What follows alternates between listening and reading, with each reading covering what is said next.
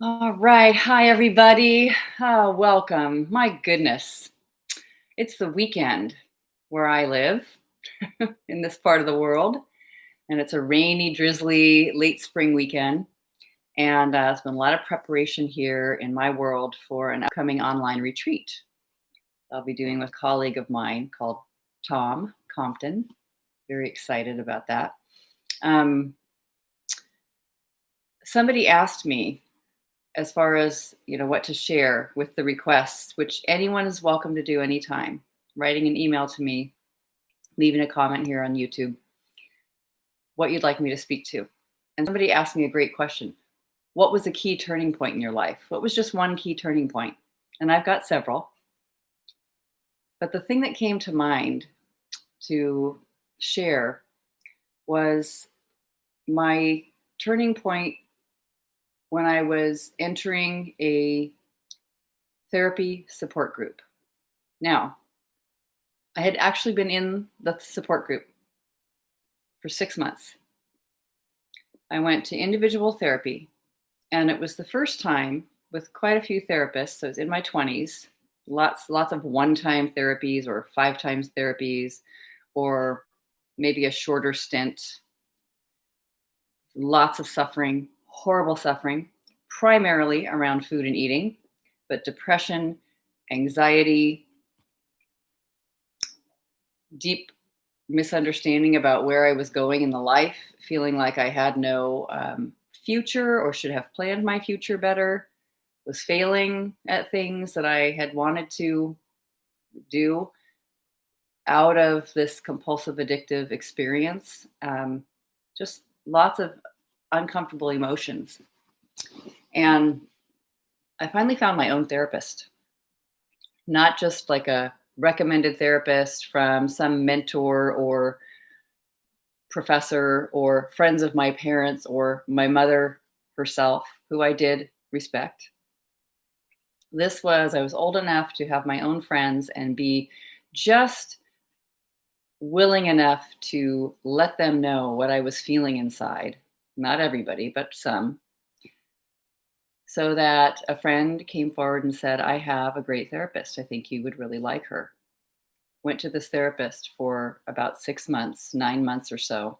And her primary, most successful, and most desirable way of working with people for her, and what she felt like was the most and greatest benefit for all her clients, was to establish a close relationship with them one-on-one and then get them into one of her groups. And she ran about 4 groups a week. Maybe it was only 3. They were time intensive. They were 3 hours long, if I remember correctly. And you'd start like 6 p.m. on a weeknight and go till 9. And they were incredibly valuable and powerful. There were guidelines set for the group. There was an invitation to share yourself genuinely. There were certain things that were set up so that, the recommendation was not to do them. It wasn't that you weren't allowed to bring certain things there. You were encouraged to be radically honest. But there were certain guidelines if you had trouble with somebody in the group, for example, or if you were breaking one of the contracts. A personal contract was, I will not hurt myself. And so then you knew if you hurt yourself, there was these 6 guidelines, kind of contracts. If you hurt yourself, then you need to address it in the group. We don't know how that's exactly going to look, but you need to address it. So in a way, there was some beautiful structure provided. They were all emotional experiences for emotional structure. So I had those guidelines. I had promised and signed that I would keep them. And week after week, I showed up in my group thinking, I am the only person who's completely bonkers with food. Everyone else is normal with food and eating. I'm the worst person in this group. I cannot speak about the shame that I have about binge eating and what I do with food. And that I force myself to vomit sometimes, or I force myself to run at 5:30 in the morning when I overate the night before, uh, that in my head, I am filled with agony about food and eating and doing it wrong. And it's almost become a traumatic or fearful experience just being in the presence of food or any meals, hunger, fullness. If they know this about me, they would be so repulsed. I cannot get close to these people. There was not one other person. They came in for their own reasons. They came in because they were extremely depressed or a workaholic or just had gone through divorce, all the normal quote unquote experiences of relating in the world that had brought them to their own place of suffering. And so this group was gathering for important reasons to understand and make their lives less full of suffering. But I was the only one with these terrible eating issues. So I was silent for 6 months. Silent. I knew my therapist. I had felt very safe with her, but now we were in a room of 10 people every single week. I was nervous. I was incredibly nervous. At the minute the group started, I was nervous walking into the door of the building where our group was. It was all I could do to kind of get through the evening, and I was already learning quite a bit by watching and being with other people, but I hardly said a word unless something was really directed to me and I was asked to speak, for example, in a closing circle or something like that. So there was a certain protocol we went to when a new person arrived, and a certain protocol you went through when people were exiting. You took several weeks to say goodbye. Well, I'd been there for a while, and somebody new was joining, and they said, before we begin our protocol for this new person, where we're all going to introduce ourselves and say a few words and welcome and what our deep work is and the certain steps we went through when we were welcoming somebody new. Before we do that, we have something we want to speak to Grace about. I had adrenaline surged through my body.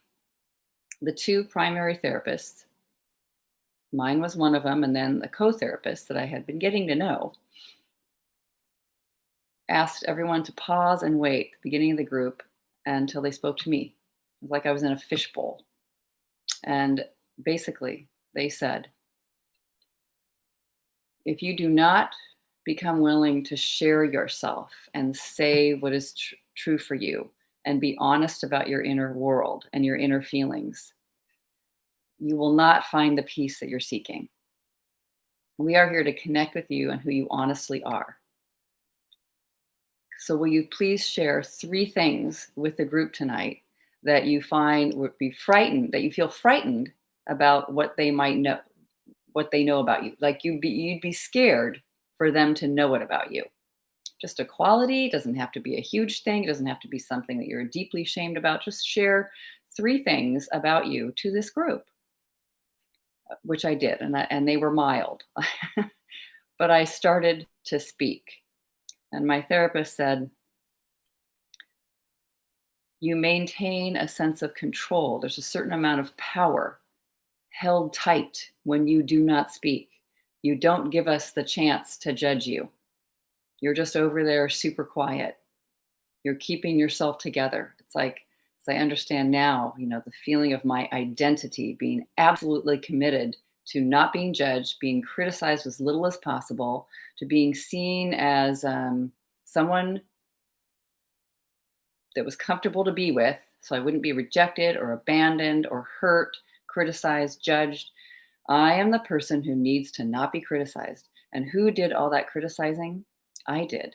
I did so much criticizing to myself. No wonder I was so afraid of that. I was so sharp and vicious and violent with my own thoughts. And that had been going on for a while. And that's one of the reasons I was so extreme and crazy with food. Because, of course, somebody who's that critical and that angry and that enraged, who is also committed to being a nice person, is in super conflict on the inside. And I would always want to get comfort in the form of food and other ways to compulsively meet comfort, get kindness. Of course I wanted to do that. It was a natural urge to want to find in panic some sense of peace, because if I was so committed to holding that identity together. I thought it was so unsafe to be a mean person. It was so unsafe to be a critical, judgmental, nasty person. You should never let anyone know that that's what you're like on the inside. Make sure they don't see it. So that was a turning point for me, that challenge and that invitation. I stayed. I did not exit the group. I knew that it was safe enough to be there. And I began to just share myself, my imperfect, mean, fighting, honest self. And over the next 3 years of being in that group, it was incredibly, it was just amazing, the transformation that I felt within about being able to be absolutely honest with other people. And I'm not saying that it's something that is not confronting me ever in my life anymore, but it's nothing like it once was. So that is a turning point. Being able to connect honestly with other human beings. I love the phrase, the opposite of addiction is connection. I find that to be true. When you feel like you cannot share what's really going on inside of you, because it's too terrifying and too ugly and too wrong and too shameful, then you have a secret. And there's a phrase in the 12-step programs, you are only as healthy as your spoken secrets, or your something like that. You probably, some of you remember what that is and know what that is. But you're only as healthy as your secrets, where you are at with your willingness to share secrets. And I had a big secret that was wanting to be just a pleasant person that was non-rejectable, worthy of being included. And I thought I could not have that just as I was, with all my mean, wild, frantic thinking, and especially with my eating. I thought it was my eating. If they knew what I did with food and eating, they would think I was completely nutcase. And it is sort of a nutcase thing, but it's out of important and powerful reasons. So I highly recommend just wondering if you don't have people where you can really share deeply what it is that's going on in your mind, with yourself, in your heart, in your emotions, to get in touch with what's disturbing and what feels like you want to keep it a secret, what feels like you don't like what's happening on the inside of you, even just a feeling in the body of like, repulsive. When you look in the mirror, whatever. That's my conversation with reality when it's repulsed, angry, upset, sad, disappointed. The wonderful news is those feelings reveal to me what it is I'm thinking and believing, what my perspective is about the world that probably in the end isn't true. For sure, in the end isn't true. How do I know? Because these are disrupted feelings, and they just what they were. And I'm a human being, and this is what happens in the human condition. But I can feel it, and then just say, there's that. I have a feeling. Whoa, it doesn't feel comfortable. What is it? Instead of wanting to escape immediately by getting some food, having a picture come through about, hey, you could eat something. That will take the edge off. Isn't that what we say? About drinking, eating, drugs, Netflix. None of those things being wrong, but just that'll soothe me. That'll help. I'm panicked by experiencing something that's happening that probably actually doesn't have anything to do with food and eating. but my emotional life. And sometimes it does have to do with food and eating. So much pressure, so much conflict, so much difficulty about food that actually eating almost anything becomes sort of traumatic, and I have to watch out because everything's divided into category of right and wrong, okay, not okay, which is a hard way also to live.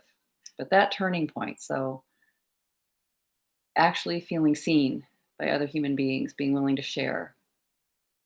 One of the best places to do that for free, if you've never done it before, which I did in my very late teens, was go to a 12-step meeting. I was shocked. People are talking about everything, anything. I mean, I was like, we don't do that in our family. I had no idea. I had no idea what it was like to hear people just share what was in their heart and be able to listen and stay in the room and watch judgments, but also remain present. That was my first introduction to it. But also wonderful to do something that's steady and maybe becomes not just anonymous, but something where you can connect with people, friends, close ones. That therapy group was profound. I still have a couple of good friends from all those years ago because it was an honest, connected friendship. It was the place where over time, over the next few years, my extreme eating behaviors ended. I no longer binged to the level that I had always binged. I never again threw up, made myself throw up. I never again ran till even my joints ached or pushed myself hard in that particular way. That all ended within the next couple of years, right after that turning point when I really joined the group. I had been there for 6 months watching, but I actually joined. So it made all the difference in the world. And I highly recommend connecting with a group, making contact with people, sharing what your thoughts are. One of my favorite ways to do that within is to write down all my worst thoughts and fears, write it down on paper, because then we can take it through 4 questions and the turnarounds, which is the work of Byron Katie. An incredible way to see clearly what it is you're doing in your mind. Like admit what's going on in your thought process. Look at it written on paper and then stay with it without judgment and see what it has to offer. It can offer amazing things. What a surprise that our worst thoughts actually bring us to the greatest freedom. So these other people hearing my worst thoughts and me noticing that they did not run out of the room and say, I hate you and I never want to see you again. They did not do that. I was wrong about how awful I thought I was. I was wrong. All right. So hope that helps. Fantastic question. Everyone, I am going to be doing an 8-week Eating Peace Basics, which just shares some of these deeper points where we can drill down, key foundational points to have in place to move your disruptive eating into something peaceful, to move, and it's all a practice, but there's 8 weeks and 8 points. And we're going to start in June 24th. So look for that if you're on my Eating Peace mailing list. You want to get on it, but I'll be sure to share it below here so you can know where to find it. All right. It'll be a live course and with some pre-recorded